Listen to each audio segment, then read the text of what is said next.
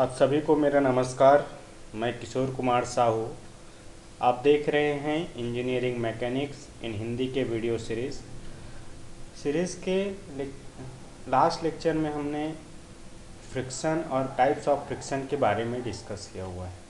ठीक है, आज के लेक्चर में हम डिस्कस करेंगे लॉ ऑफ फ्रिक्शन और फ्रिक्शन के लिए किस तरीके के फार्मूला हम लोग यूज़ करते हैं इसके बारे में, और साथ ही साथ एंगल ऑफ फ्रिक्शन और एंगल ऑफ रिपोज के बारे में भी हम डिस्कस करने वाले हैं। ठीक है, तो लास्ट लेक्चर में हमने डिस्कस किया हुआ था फ्रिक्शन फोर्स के बारे में। तो फ्रिक्शन क्या होता है? कोई भी दो बॉडी जो एक दूसरे के कांटेक्ट में हैं, एक दूसरे से रिलेटिव मोशन कर रहे हैं, ठीक है, या एक दूसरे के रिलेटिव मोशन करने की कोशिश कर रहे हैं, उनके कांटेक्ट सरफेस के बीच में एक फोर्स काम करता है जो उसके मोशन को क्या करता है, अपोज करता है ना। तो इसी को हम लोग फ्रिक्शन कहते हैं या फ्रिक्शन फोर्स कहते हैं। अब फ्रिक्शन फोर्स जो है अलग अलग तरीके के होता है, इसके बारे में हमने डिस्कस किया है। तो बेसिकली हम जो डिस्कस करने वाले हैं आगे, ये ड्राई फ्रिक्शन के बारे में होगा। तो ड्राई फ्रिक्शन क्या होता है ना, कोई भी दो सरफेस जो एक दूसरे से कांटेक्ट में हैं, जिसके बीच में फ्रिक्शन काम कर रहा है, और दोनों सरफेस क्या होंगे, ड्राई होगा, है ना। कोई भी फ्लूइड पार्टिकल वहाँ पे नहीं होगा। ड्राई सरफेस के बीच में जब रिलेटिव मोशन हो रहा हो तो वहाँ पे जो फ्रिक्शन काम करेगा या फ्रिक्शन फोर्स काम करेगा वो ड्राई फ्रिक्शन होगा। ठीक है, तो ड्राई फ्रिक्शन को हम आगे दो पार्ट में डिवाइड कर सकते हैं। एक होता है स्टैटिक फ्रिक्शन और दूसरा होता है डायनेमिक फ्रिक्शन। यहाँ पे बाय मिस्टेक ड्राई फ्रिक्शन लिखा हुआ है, इसको डायनेमिक आप कर लेंगे।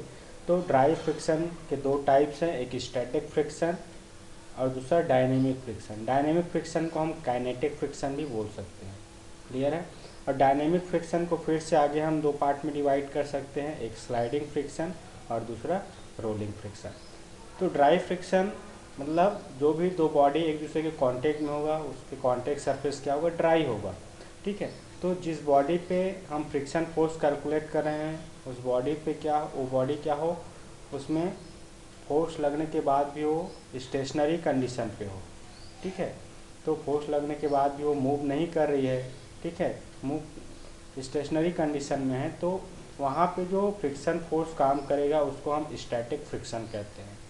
ठीक है, और ये जो स्टैटिक फ्रिक्शन है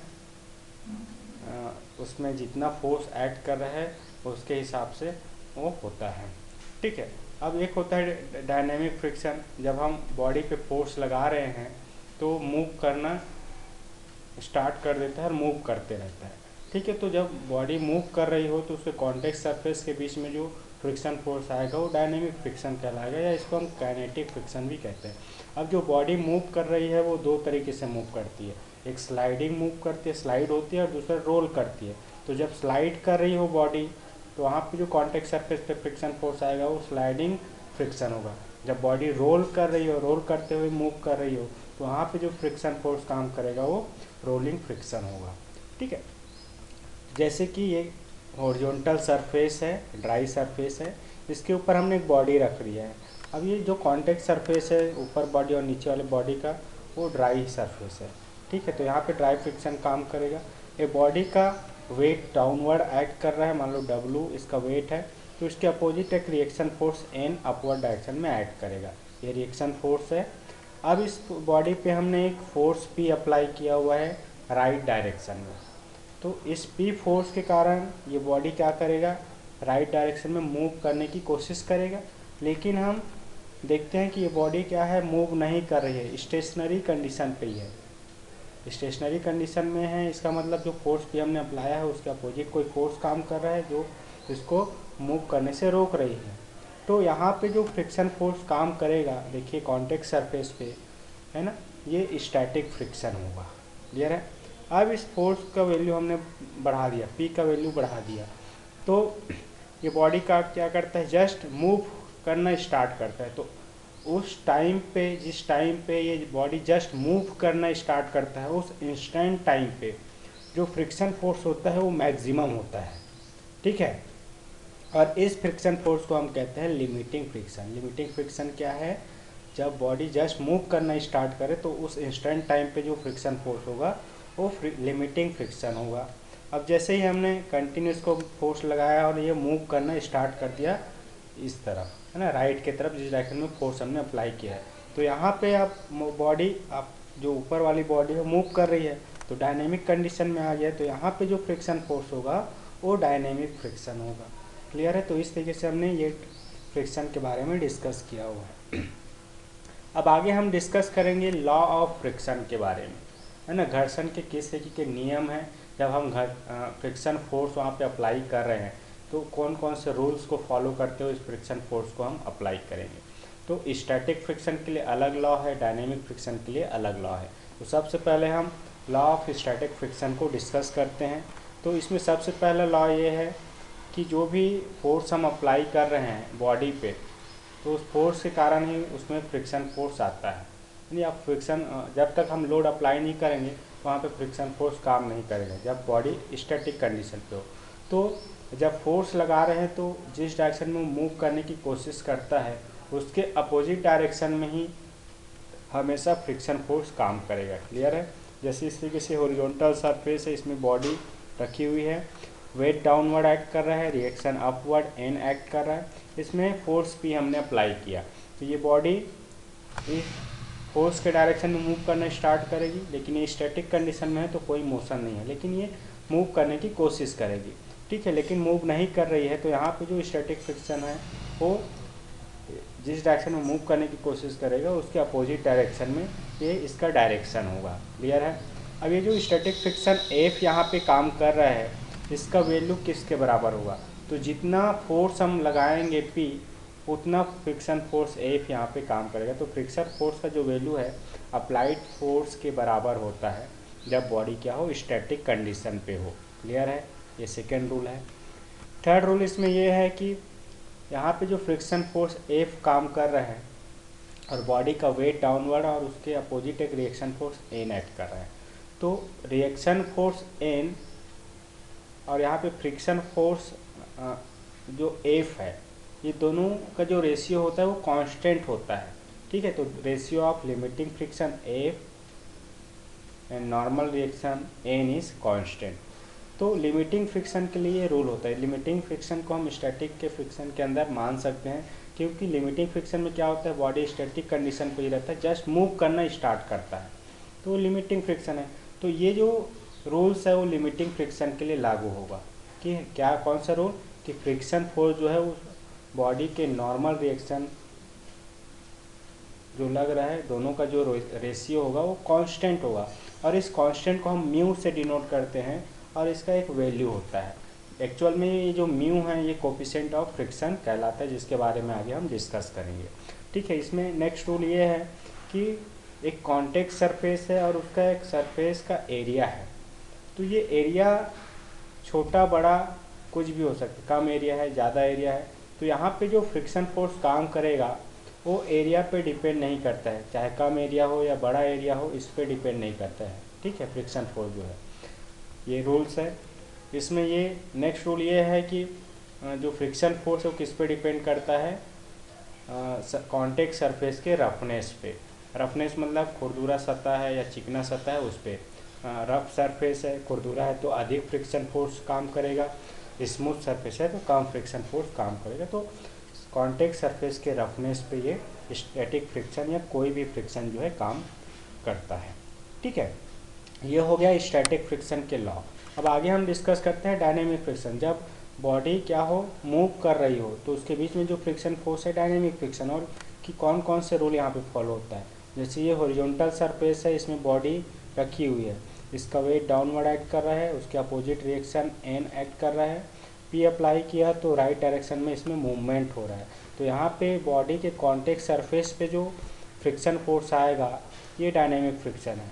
तो इसका डायरेक्शन क्या होता है ना, जिस डायरेक्शन में मूव कर रहा है उसके अपोजिट डायरेक्शन में। देखिए मूव राइट डायरेक्शन में कर रहा है लेकिन डायनेमिक फ्रिक्शन का डायरेक्शन लेफ्ट में, तो ये क्योंकि मोशन को अपोज करता है तो अपोजिट डायरेक्शन में इसका डायरेक्शन होगा। ये पहला रूल है। दूसरा रूल ये है कि यहाँ पे जो फ्रिक्शन फोर्स एफ एक्ट कर रहा है, डायनेमिक फ्रिक्शन या लिमिटिंग फ्रिक्शन एफ आप लेते हैं, तो यहाँ पे भी लिमिटिंग फ्रिक्शन को लेना है, मतलब जस्ट मूव करना स्टार्ट करे, मतलब स्टैटिक और डायनेमिक का बीच का जो सिचुएशन हो लिमिटिंग फ्रिक्शन होता है, तो लिमिटिंग फ्रिक्शन के लिए ही ये रूल हमेशा फॉलो होता है। कौन सा रूल? कि जो फ्रिक्शन है और जो नॉर्मल फोर्स एन है, इन दोनों का रेशियो कांस्टेंट होता है, और ये कांस्टेंट रेशियो को हम लोग म्यू से डिनोट करते हैं, जो कि कोफिशिएंट ऑफ फ्रिक्शन कहलाता है। ठीक है, ये रूल है। इसके अलावा जब बॉडी मूव कर रही है तो उसमें वेलोसिटी होगा, तो एक मॉडरेट स्पीड में है या मीडियम स्पीड में है, लो स्पीड में है, तो वहाँ पे फ्रिक्शन फोर्स को हम कांस्टेंट मानते हैं कि कोई चेंज नहीं होना है। लेकिन एक्चुअल में जैसे जैसे स्पीड बढ़ते जाएगा तो ये फ्रिक्शन फोर्स का वैल्यू क्या होता है? कम होते जाता है। It is the law of dynamic friction. Clear है? तो ये फ्रिक्शन के लॉ है। इसके अलावा डायनेमिक फ्रिक्शन में आप एरिया पे ये डिपेंड नहीं करेगा, कॉन्टैक्ट सरफेस के एरिया पे, है ना। ये जो फ्रिक्शन फोर्स है वो कॉन्टैक्ट सरफेस के रफनेस पे डिपेंड करेगा, ये भी डायनेमिक फ्रिक्शन के अंदर आएंगे। क्लियर है? तो ये लॉ ऑफ फ्रिक्शन है। इसी लॉ ऑफ फ्रिक्शन को ध्यान रखते हुए आपको किसी भी बॉडी में फ्रिक्शन फोर्स कैलकुलेट करना है। अब आगे जो हम पढ़ने वाले हैं वो लिमिटिंग फ्रिक्शन के बारे में होगा। ठीक है, क्योंकि हमने डिस्कस किया था लिमिटिंग फ्रिक्शन का वैल्यू बहुत ज़्यादा होता है ना। किसी भी बॉडी में अगर फ्रिक्शन फोर्स देखे, स्टैटिक फ्रिक्शन देखे, डायनेमिक फ्रिक्शन देखे, तो उसमें से सबसे ज़्यादा जो फ्रिक्शन फोर्स का वैल्यू होता है वो लिमिटिंग फ्रिक्शन का होता है। लिमिटिंग फ्रिक्शन कब होता है? जब बॉडी क्या करी हो, जस्ट मूव करना स्टार्ट करे। क्लियर है? तो ये फ्रिक्शन वहाँ पे उस टाइम पे बहुत ज़्यादा होता है, तो इसको कैलकुलेट करना ज़रूरी है। तो लिमिटिंग फ्रिक्शन के लिए लॉ ऑफ फ्रिक्शन क्या है? जब लिमिटिंग फ्रिक्शन काम कर रहा हो तो वहाँ पे जो फ्रिक्शन फोर्स है, लिमिटिंग फ्रिक्शन है, किसके प्रोपोर्शनल होता है? नॉर्मल फोर्स के। फ्रिक्शन फोर्स जो कि लिमिटिंग फ्रिक्शन एफ है, ये किसके प्रोपोर्शनल होगा? नॉर्मल रिएक्शन एन के। ठीक है, अब यहाँ पे एफ इज इक्वल टू हो जाएगा म्यू एन, है ना। एफ क्या है? लिमिटिंग फ्रिक्शन है जिसका यूनिट न्यूटन में है। एन नॉर्मल रिएक्शन फोर्स है बॉडी पे जिसका यूनिट न्यूटन है। और यहाँ पे म्यू जो है वो क्या है? कोफिशिएंट ऑफ फ्रिक्शन है। क्लियर है? जो कि एक कांस्टेंट वैल्यू है और जिसका वैल्यू जो कॉन्टैक्ट सरफेस है उसके रफनेस पे डिपेंड करता है। स्मूथ सरफेस है तो म्यू का मान कम होगा, रफ सरफेस है तो म्यू का नाम ज़्यादा होता है। तो म्यू या कोफिशिएंट ऑफ फ्रिक्शन को हम कैसे डिफाइन करते हैं? ठीक है, तो जो लिमिटिंग फ्रिक्शन है और जो नॉर्मल रिएक्शन फोर्स एन है, इसका रेशियो कांस्टेंट होता है और इसी रेशियो को हम क्या कहते हैं? कोफिशिएंट ऑफ फ्रिक्शन कहते हैं। तो म्यू इज इक्वल टू हो जाएगा एफ अपॉन एन, और ये म्यू का कोई यूनिट नहीं होगा क्योंकि ये एक रेशियो है। क्लियर है? फार्मूला जो लिमिटिंग फ्रिक्शन के लिए हम यूज़ करेंगे, F is equal to mu N, और म्यू इज इक्वल टू यहाँ पे एफ बाई एन होगा। क्लियर है? अब आगे हम डिस्कस करते हैं एंगल ऑफ फ्रिक्शन के बारे में, घर्षण कोण के बारे में। मान लो इस तरीके से कोई बॉडी आपके हॉरिजॉन्टल सरफेस है, इसमें एक बॉडी हमने रख लिया है। अब आगे जो भी चीज़ें हम डिस्कस करेंगे वो लिमिटिंग फ्रिक्शन के लिए होगा, क्योंकि हम लिमिटिंग फ्रिक्शन को ही कैलकुलेट करेंगे। तो एंगल ऑफ फ्रिक्शन जो हम कैलकुलेट कर रहे हैं वो लिमिटिंग फ्रिक्शन के केस के लिए है। ठीक है, ये बॉडी है, इसका वेट डाउनवर्ड एक्ट कर रहा है जो कि W है। इसके अपोजिट डायरेक्शन में एक रिएक्शन फोर्स N एक्ट करेगा, अपवर्ड डायरेक्शन में ये N नॉर्मल फोर्स या रिएक्शन फोर्स है। अब इसमें हमने एक फोर्स P अप्लाई किया राइट के तरफ, तो ये राइट की तरफ मूव करना स्टार्ट करेगी।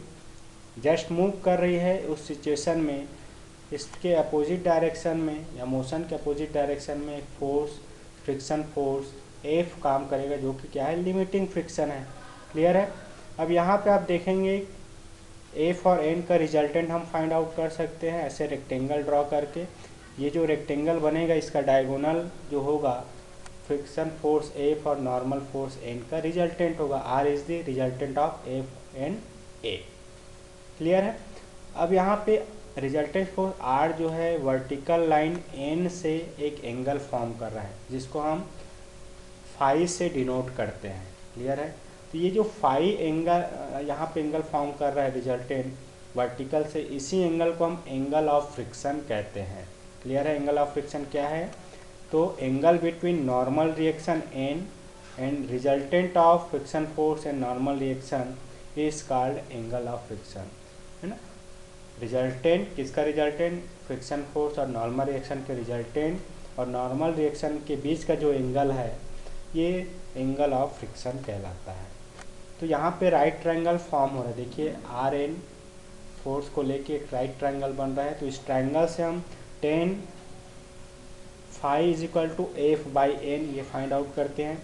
अब ये एफ बाई एन क्या है, म्यू का वैल्यू है, और यहाँ पे फाई क्या है, एंगल ऑफ फ्रिक्शन है।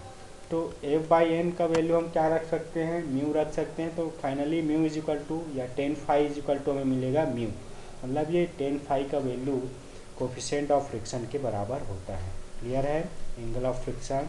इस एंगल ऑफ फ्रिक्शन को हम लिमिटिंग एंगल ऑफ फ्रिक्शन भी कहते हैं, क्योंकि ये पूरा जो लॉ यहाँ पे हम डिस्कस कर रहे हैं, एंगल ऑफ फ्रिक्शन डिस्कस कर रहे हैं, ये लिमिटिंग फ्रिक्शन के केस के लिए है। क्लियर है। अब आगे हम डिस्कस करते हैं फ्रिक्शन कोण के बारे में। अभी तक ये हमने डिस्कस किया हुआ है कि जब बॉडी में P फोर्स एक्ट कर रहा है राइट की तरफ, उसमें A फोर्स उसके अपोजिट एक्ट करता है, उसके नॉर्मल फोर्स ऊपर की तरफ एक्ट कर रहा है। रिजल्टेंट और नॉर्मल एन के बीच में एक एंगल फाई जो कि फ्रिक्शन एंगल है, ये यहाँ पे फॉर्म होता है।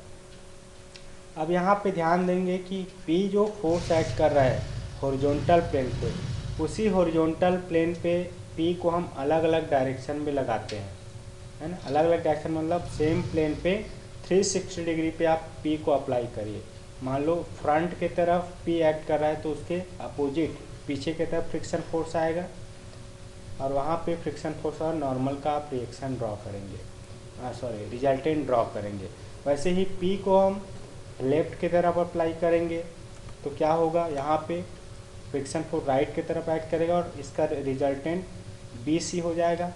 इसी तरीके से P को हम बॉडी में जो P एक्ट कर रहा है उसको 360 डिग्री पे गोल अप्लाई करें, तो उसके जस्ट अपोजिट फ्रिक्शन फोर्स काम करेगा और उसका रिजल्टेंट हम फाइंड करेंगे।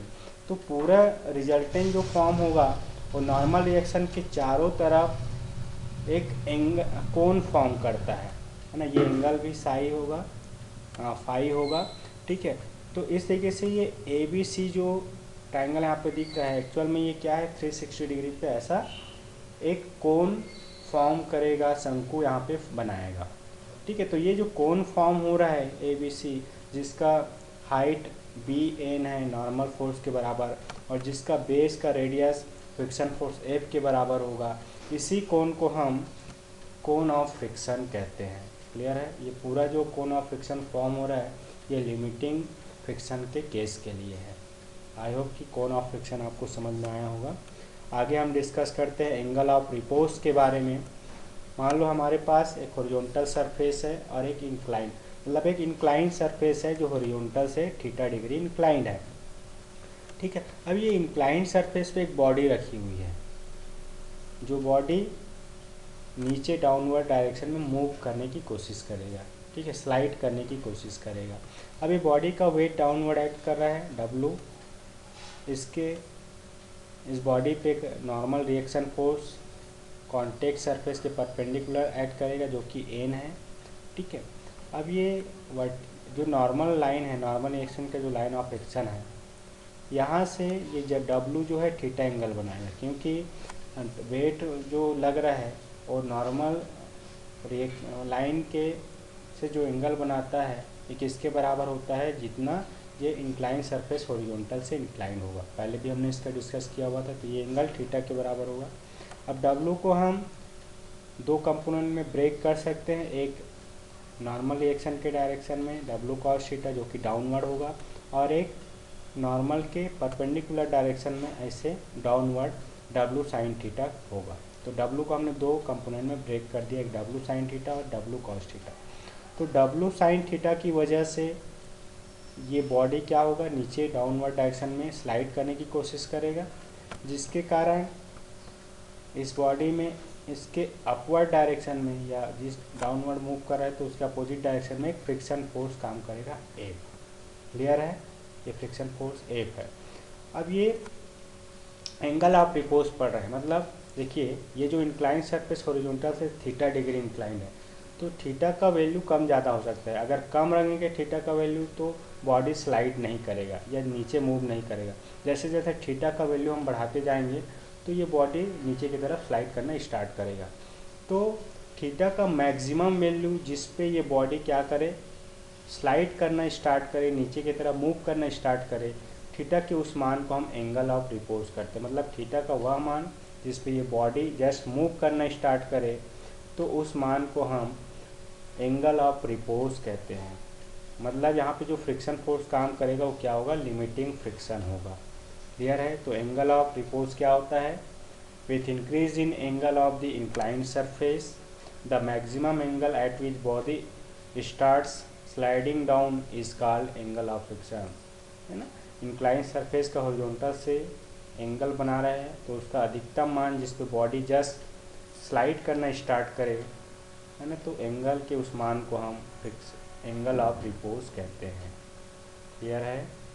Angle of repose, theta is angle of repose.